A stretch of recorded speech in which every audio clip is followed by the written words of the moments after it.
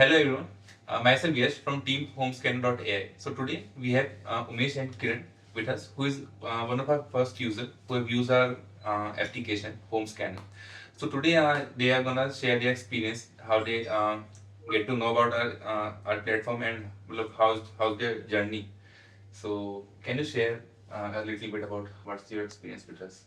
तो हम लोग गुड़गांव में 6-7 साल से थे इनिशियली। तो हम रेंट से थे 5-6 साल तक।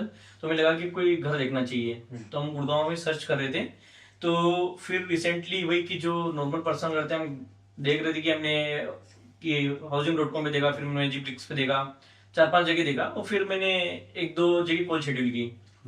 तो फिर क्या हुआ कि मुझे 1-2 प्रॉपर्टी विजिट की, लेकिन उसके बाद मुझे 4-5 ब्रोकर के फोन आने लगे। डेली दिन में फोन बजता था कंटिन्यूसली कि मैंने एक ब्रोकर को फोन किया, लेकिन उनका जो नेटवर्क होता है कहीं से सर्कुलेट कर रहा, तो फिर मेरे पास कंटिन्यूसली कॉल आ रहे थे वीडियो। काफी स्पैम कॉल्स आए मेरे पास, ठीक है।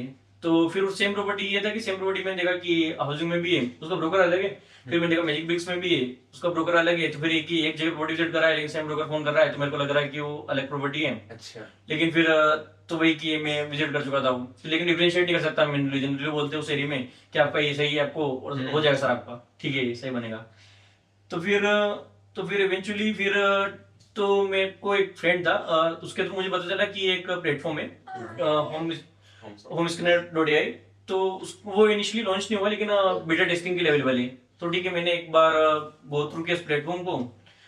तो उस प्लेटफॉर्म पे मुझे 2-3 फीचर जो मुझे काफी यूजफुल लगे, जो मैंने ट्राई किया। तो उसमें ये था कि एक तो इनिशियली वो ये करते हैं जनरली कि सारी एग्रीगेट कर देते हैं, जो मेन पेन पॉइंट है किसी यूजर के लिए कि मुझे डुप्लीकेट मिल रहा है। मैंने मैजिक पे देखा, हाउसिंग पे देखा, 3-4 जगह।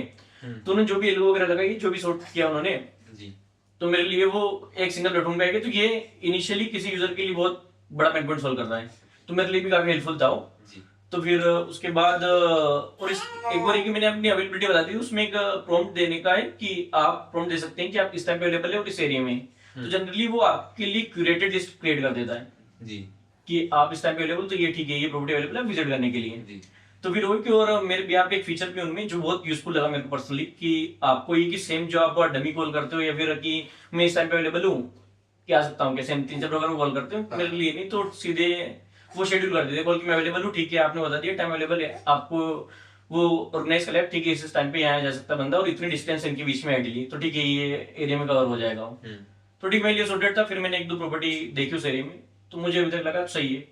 कुछ कुछ जो उसमें मुझे इश्यू लगे अभी तक वो कि पेन पॉइंट वगैरह यूजर के लिए तो काफी यूजफुल है, लेकिन अभी उनकी परफॉर्मेंस उतनी अच्छी नहीं है कि लाइक कुछ कुछ अभी डुप्लीकेट प्रॉपर्टी आती है। अच्छा। और जो शेड्यूलिंग है तो हो सकता है कॉन्करेंट शेड्यूलिंग कर देते हैं कभी कभार। इसके अलावा ये कि आपकी प्रॉपर्टी मिसिंग है कि सारे जितने भी एग्रीगेटर है, मान लो कि हाउसिंग.com वगैरह, सारी प्रॉपर्टी नहीं आती, कभी कभार मिस होती है। तो आपको हो सकता है कभी के लिए कि आज की डेट में किसी और पे भी जाके देखना पड़ेगी, आप देख रहे हो तो जी। लेकिन इवेंचुअली ठीक है, लेकिन जो यूज मुझे मेरे लिए एंड यूजर के लिए काफी यूजफुल है वो। ठीक है। So thank you for sharing your experience with us and I hope कि फ्यूचर में हम जब और इंप्रूव करेंगे then again you will be using our sure sure.